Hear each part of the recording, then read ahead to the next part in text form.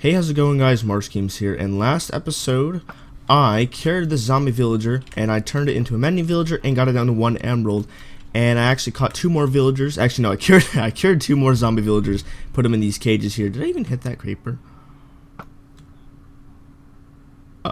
Okay, yeah, I cured 2 more zombie villagers because we're going to need at least 3 to build a villager breeder, and that's what we're going to be doing in this episode. So the link for the tutorial on how to actually build this really easy infinite 1.14 villager breeder is going to be in the top right corner of the screen, and in the description. Impulse SV has a really simple diamond shaped design that you can use in 1.14, and it seems to be working really well on the other servers in the realm that I play on. I also cleared out a small area, as you can see here, and marked out with dirt blocks how long a villager trading hall is going to be. It needs to be 48 blocks long because I need 48 slots for all the type of villagers I want in there later on, but that's going to be in a future episode. But I also did this to make sure I know where to build the villager breeder. I'm thinking I could build it right here so we can have an easy transportation system into the villager breeder, into the villager trading hall, and then from the villager breeder into an iron farm in another episode. So unfortunately I have to use the villager that has the mending trade in the actual villager breeder because I don't want to spend another second trying to get myself another zombie villager.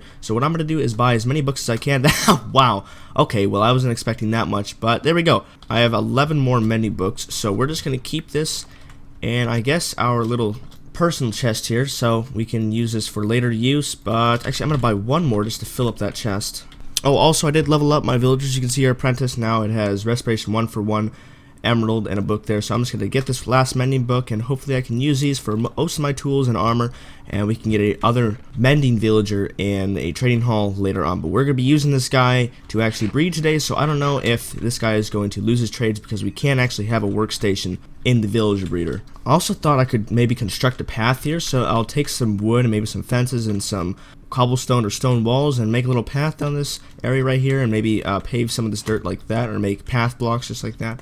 With your shovel you can just right click on any sort of grass block here. I don't think it works with dirt, you have to have actual grass blocks, and then we can make these little path blocks right here. But it would be really cool to have a path going down to the villager breeder, maybe go off into the villager trading hall, and then go off to the other builds that we make in the future. So I'm going to take a little bit of time and figure out where I want to actually build this whole diamond shaped thing, because this is the area that I'm going to put the villager trading hall. This is 48 blocks long, so we're going to have 24 on this side and 24 on that side to make a total of 48 slots. So it's going to be very big, but it's going to hold every type of villager that I'm going to need to start trading all the books and all of the other items for, to get a lot of emeralds, like wheat, potatoes, carrots. We've got iron and stonemasons, stuff like that. We do have a few looms, so we can trade all of our string and wool in to get actual emeralds from those trades and stuff like that. So yeah, it's going to be a big project. It might be 2 episodes to actually finish this whole thing because of how big the building is going to be itself. Okay, this seems like a good area. We're going to put the villager holding system here with the minecarts, and then we can have the actual diamond shaped building, I guess, right over here.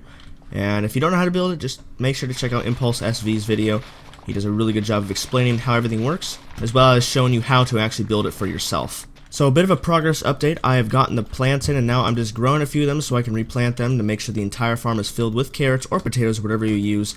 And this is why I built the mob farm before this. The mob farm, after you get yourself an elytra or something like that, is one of the main essential things that you're going to need in your survival world in order to start progressing in a really fast way with basically every project that you take on. And that's where the bone meal here came in handy, is I can now grow these carrots super fast and get this farm on its way faster than just waiting for everything to grow and the villagers to start harvesting and breeding. Alright, the entire build is done, ready to go, and now all I need to do is get the villagers in here. So what I'm going to do is take the 2 villagers, I'm going to take the mending villager and a regular villager, put them in this hole right here, and then the one villager that doesn't have a profession, so one of the 2 villagers that doesn't have a table or some sort of workbench, I'm going to be putting in here to make them a farmer villager. And I don't know if the librarian is going to lose his profession, but if it does, that's okay. We got ourselves a bunch of mending books. So what I have to do now is actually get myself some minecart rails, some powered rails, and a minecart, and start transporting these villagers. And to do that, we just place another powered rail in here, and then link up this minecart track there, put the villager in the minecart. Is he stuck in there? I hope he is. If he isn't, that's going to be kind of bad if we break this and he just runs off. Okay, he's in there. Perfect. Oh, it needs a farm villager. Okay, well, that's kind of a problem, but I think we can fix that.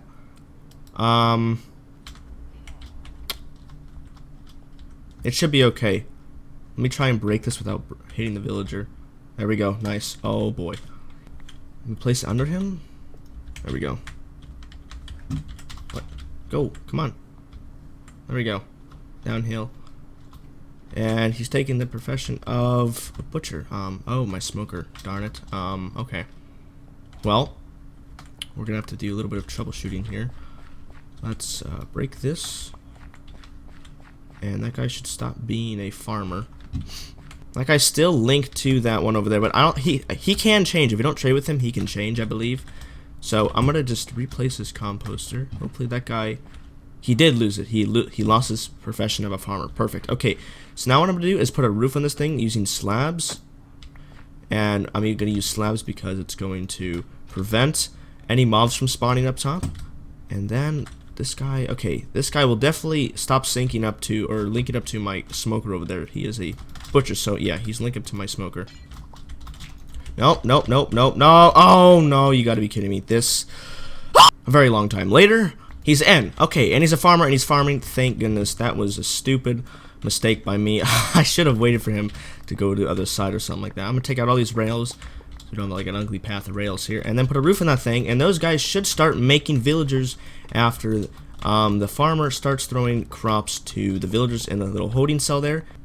And there we go, found 2 blocks, and this should start. Oh, there's a rail, and they start breeding anytime soon, and that shouldn't affect anything. You can't speed up this process if you go in there with a bunch of bone meal and just start throwing a bunch of carrots into the farmer villager, because then it's going to notice that its inventory is very full, and then it's like, oh wait, there's villagers over here, I'm going to share it with these guys, and then they're going to start their breeding process quicker. So I'm just going to go over to the mob farm, get a stack or 2 of bones, and just bone meal all the carrots, and maybe break a few, or harvest I should say. And it's on. Oh man, oh, it's still got a lot of mobs in here. Alright, how much bones we got? Yeah, we got, oh jeez, we're almost, what?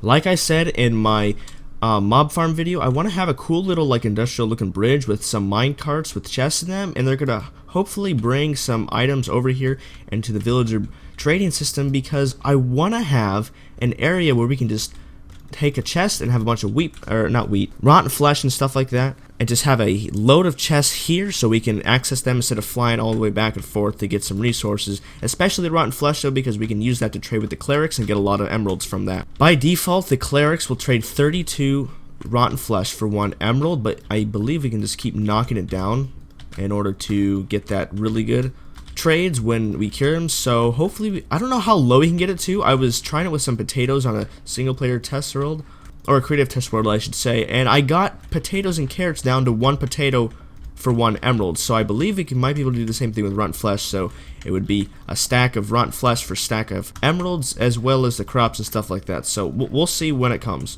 And that farm villager looks like it's already throwing some crops to those guys. Yep, there you go. You can hear him pick them up and stuff like that, throw them around. You can just, nope, not me. Oh, and they're breeding. Oh, awesome. I believe they breed every 5 minutes during the daytime only, so hold on, let me get out of here. Oh, we can hear him. There's a baby villager in there. Little high-pitched hum, and he should be down there now. I can't really see down there. Hold on. Well, I should build a little glass chamber going down there so we can see if baby villager's down there, but you obviously can hear him. It's down there. We can wait for them to grow up, and they're going to come over here, and they're going to come into this little corner block, and then we're going to have a minecart system that's going to pull them through and put them to where they need to be. If we sleep through the nighttime, that means they'll be breeding a lot more, which alternatively just gives us more villagers, I guess. Because since they are going to be breeding every 5 minutes with this setup, and only during the daytime, then it's going to get 2 villagers every 10 minutes technically, so that means 12 villagers per hour if we sleep through all the nights.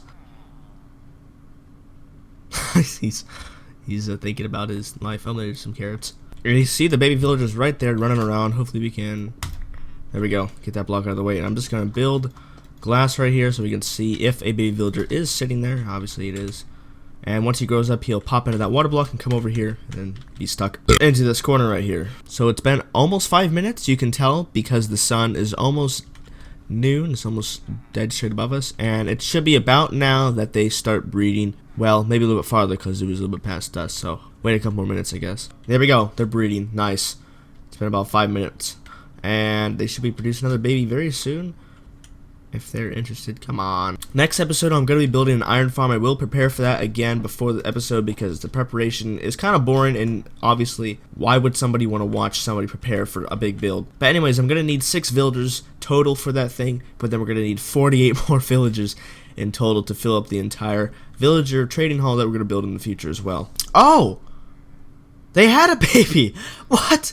Okay, well, I guess the hearts did do something. I didn't hear the baby, though, because I thought it was this one down here. Nice, we got 2 villagers now. Anyways, I hope you guys enjoyed this video. If you did, make sure to leave a like and subscribe if you're new. Go check out Impulse SV's video if you want to build this for yourself on your own survival world or on a server. Anyways, thank you so much for watching again, and I'll see you guys next time. Bye-bye. Right before that clip happened, like a minute ago, I just ate because I was, like, really hungry. I just took a break and let the villagers do their thing. I just went and got some food, and that happened.